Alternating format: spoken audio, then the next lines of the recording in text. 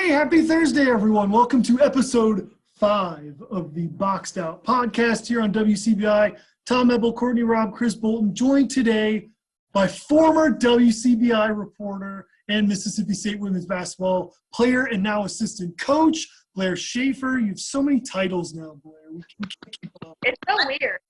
We'll just go with the latest one. I was going to say, I'm sure she officially goes by former WCBI reporter to That's everyone.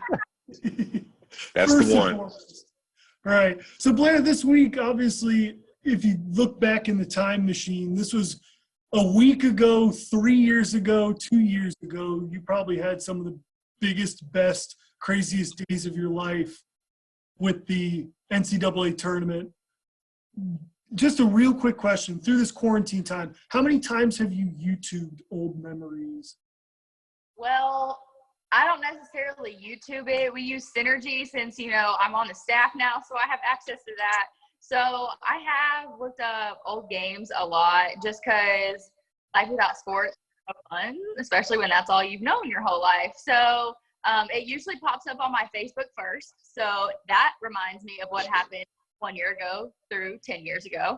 And then I'll be like, oh yeah, that was a great game. So I'll go look it up and post it on either Instagram, Facebook, Twitter, and just do stuff like that. I mean, it's weird and it's kind of sad because I was really excited to see like what our team was going to do here when we were going to go to the NCAA tournament. That's what you play for all year. And so when you play so hard and so good to potentially get a really good seed for the youth of your team, and then like this happens, it's kind of hard. But I have seen a lot of stuff from the past few years and the past few weeks as we've been quarantined. So going off of that, you mentioned life without sports. As someone that has your life is sports, what is your day like? What is Blair Schaefer doing these days? Well, okay, so I'm still in charge of anything academics wise. So now it's weird because everything's online, which we don't like having our girls necessarily in a lot of online classes just because it's easier to physically engage yourself and be interactive when you're in class. And so now we are on the phone all the time with our girls. Each of our girls have a coach on staff that is their academic coach. So we are in the loop with everything regarding potential test grades, quizzes that are coming up, papers that are due. We've been trying to figure out all the resources that the university has for just virtual help. And so there's tutors that they can have virtually via Zoom if they need that. Or there's our academic advisor, Miguel, who pretty much talks to the girls every week. The girls have talked to him about a time that's best to meet on a specific day to go over what their week is going to look like, what they have coming up, and how they're going to get ready for that, how they feel about that so far. So it's just a lot of, again, phone calls and asking them where they're at with their schoolwork, how are they doing, do they need help, are they struggling with something, and stuff like that. So. And Blair, you mentioned a lot of duties that you've been doing, coaching lately with everything changing. What have you enjoyed the most about being a coach, being in that circle now? Okay, so I was talking to someone about this the other day. It's kind of different. Like, I've been a part of the program, but I was a player. So what I listen for and like when I go out and play a game and we're in huddles and timeouts, I'm listening for like my next like instruction for plays and stuff. And so I'm not thinking about our whole team or, wow, Tierra McCowan is 6'7", like we need to be getting her the ball on the right block because of X, Y, and Z. Like, I'm just listening to my part, what I need to do in the play, whatever. So now that I'm on the other side, I'm able to fully realize how much is going on all the time during games.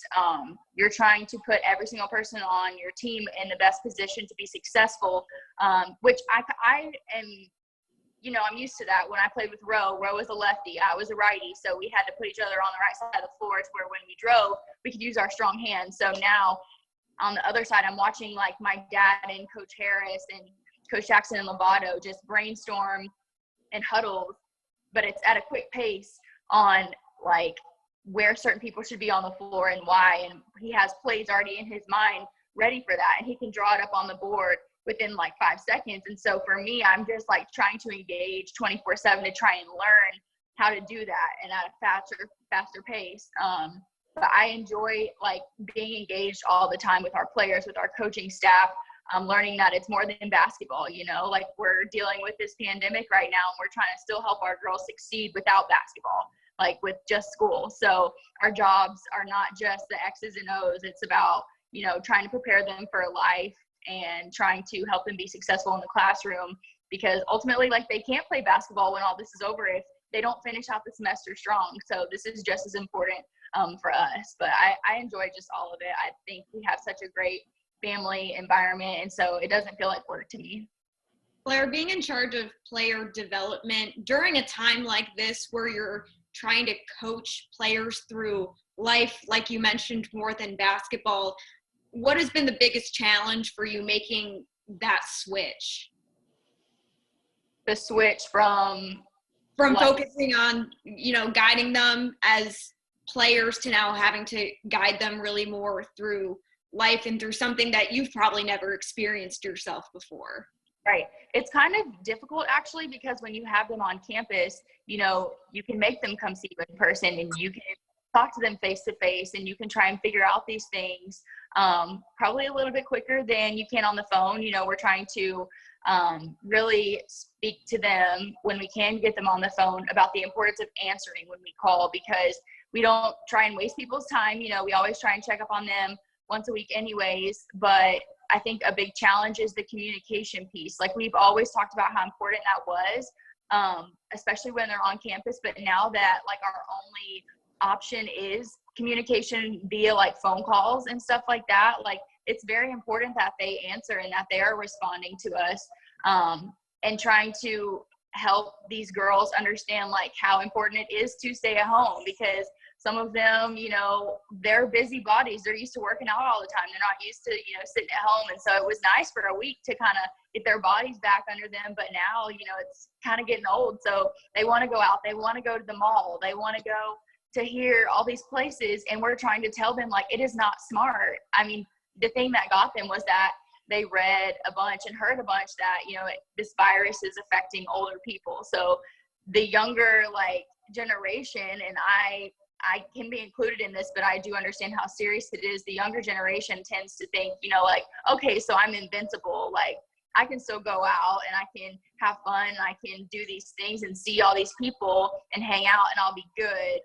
But that's not necessarily the case. So I think trying to get them to understand the importance of academics, one, is a struggle when you can only talk to them on the phone, and then two, just trying to keep them inside and not go out and be around the same people all the time, whether it's like your mom, your dad, your siblings, whatever.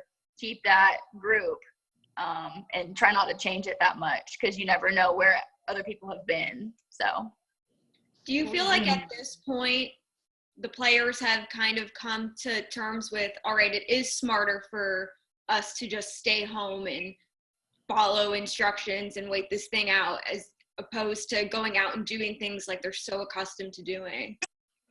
Yeah, I think they figure that out now, especially since they continue to pay attention to the news now that they're at home with their families. Like, they watch the news and they're trying to see how this pandemic is still increasing. It's getting worse. The next month is supposed to be worse than this month. So it's not going down anytime soon, but they're trying to slowly understand that, okay, let me do my part and stay inside, because if everybody stays away from people, then the virus can no longer spread, because you're not coming into contact with anyone else besides yourself and your family. So they're doing better, I'll put it at that, but just trying to stay on top of them academic wise is probably our main concern right now.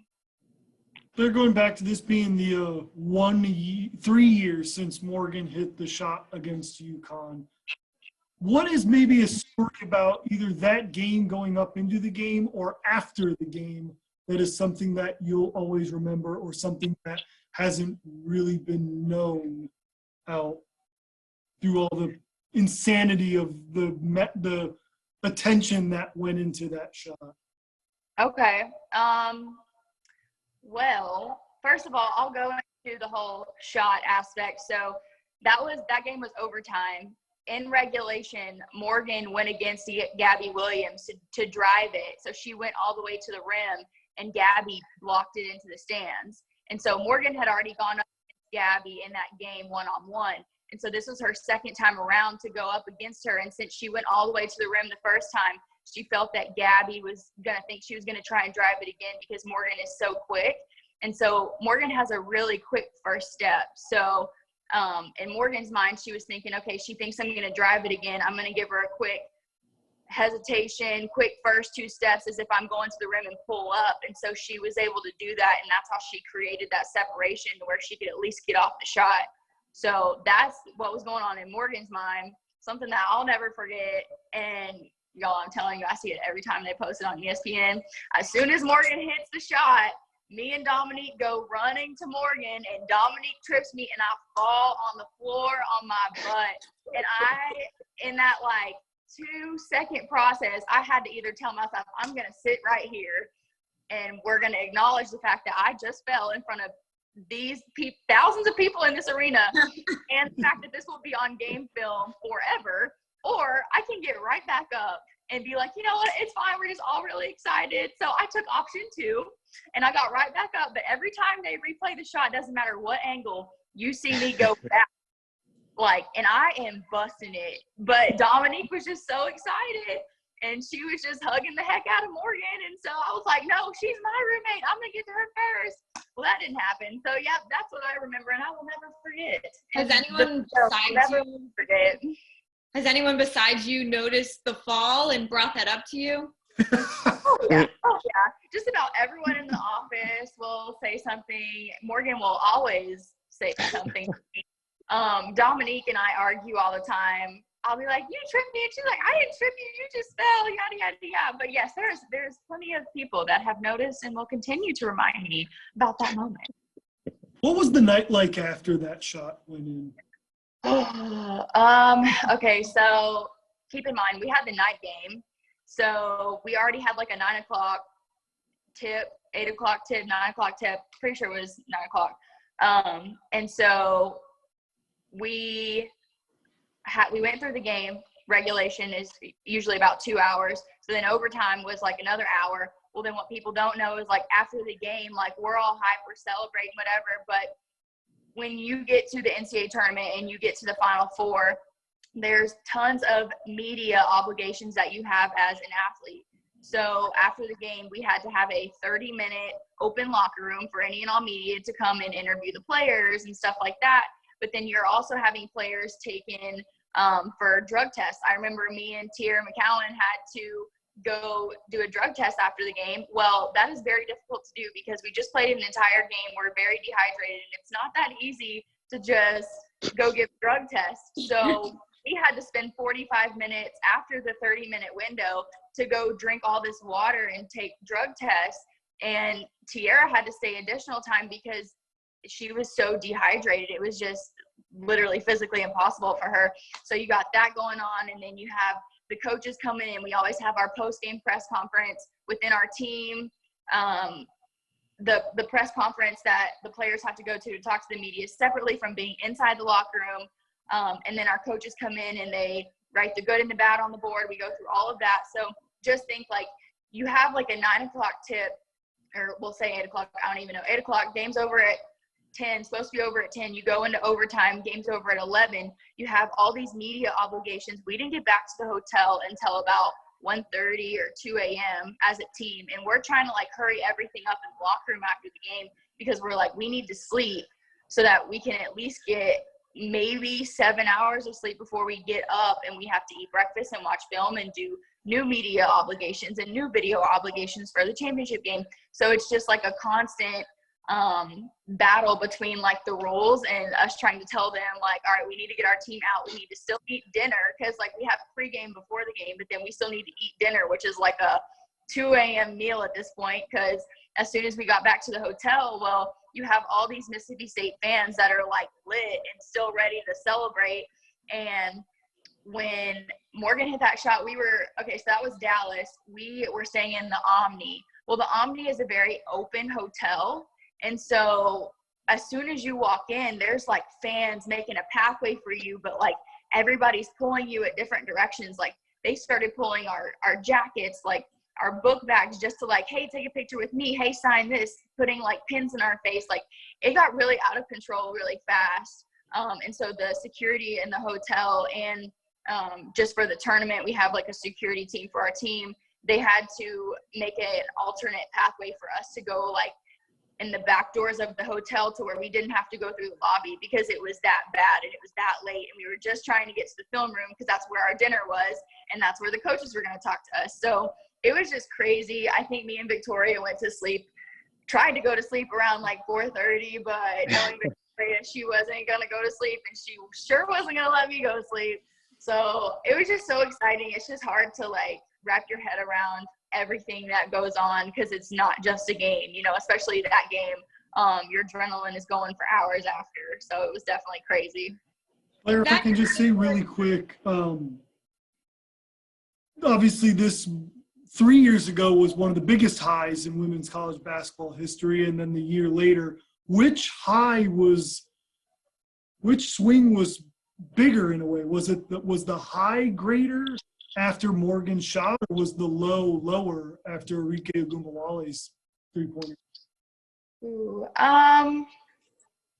That's a really hard one because if you talk about Morgan shot, you got to remember, like my sophomore year, we got beat by UConn by 60. So we created the record for the largest deficit in the NCAA tournament. So we had a lot to redeem ourselves with. And there was this big stigma with the almighty UConn. And so for us, like part of our preparation was we didn't call them UConn, we called them Connecticut. So we were like, we're getting ready to play Connecticut.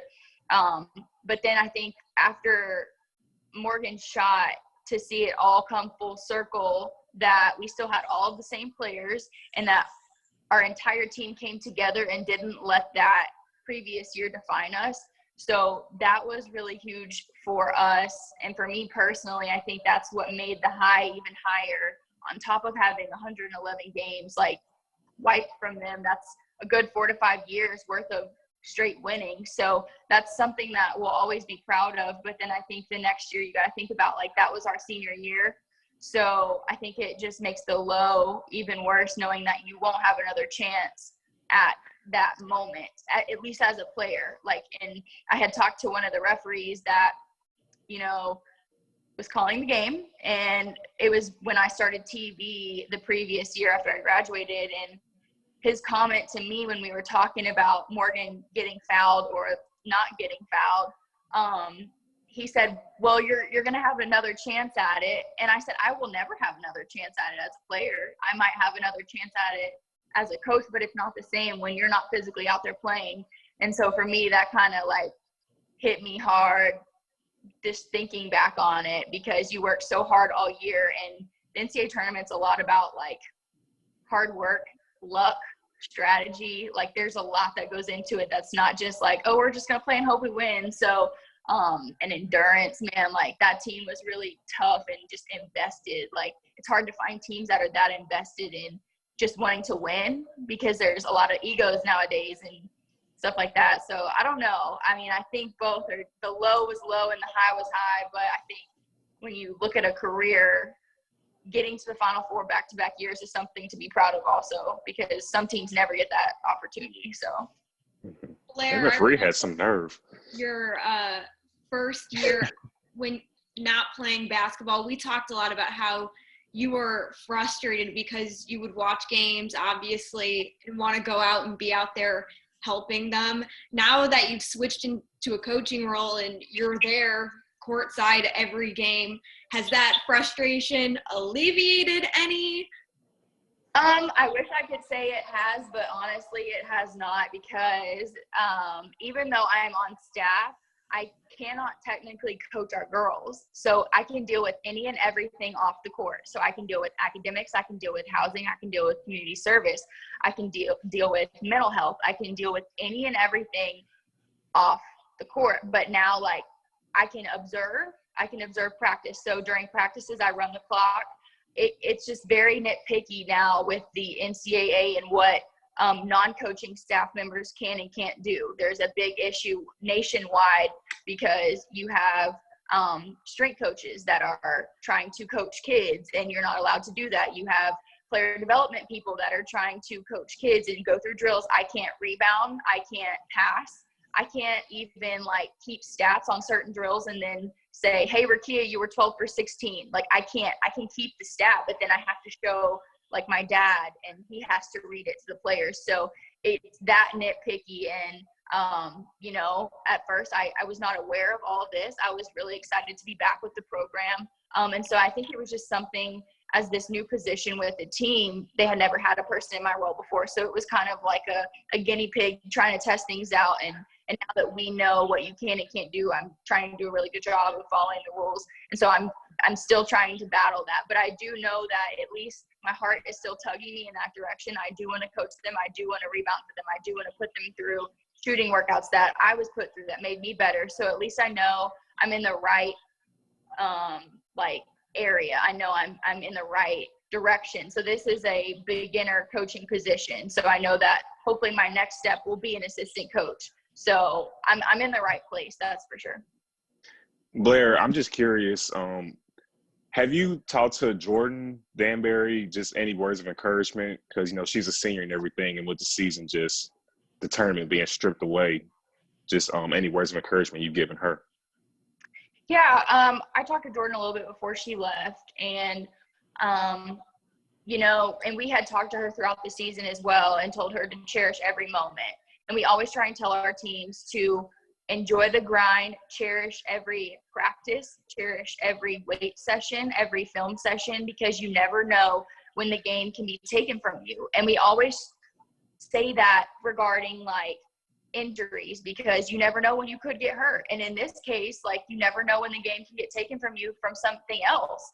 And so just talking to Jordan, I was just telling her like how blessed I was to be able to continue to see her grow for one more year since the NCAA gave her that year, because Jordan really started to peak whenever we went to Columbus for that Final Four run. Jordan came in and gave us some really big minutes. And so for her to come in the next year and play the way she did with Anrielle and Tiara and Jazz, that was huge. And then for her to really take on this young group this year was really encouraging, because she had to learn patience, you know, she had to learn leadership, and all of that stuff for Jordan is out of her comfort zone. And so she definitely grew as an individual this year. And so talking to Jordan, just saying how proud I was of her and how those skills are really going to pay off for her in the real world when she has to go get a job and she has to deal with people that are not on the same level as her, because she does have that patience. She does have that understanding. She does have that leadership to where she knows how to explain stuff and kind of dummy things down to where everybody can understand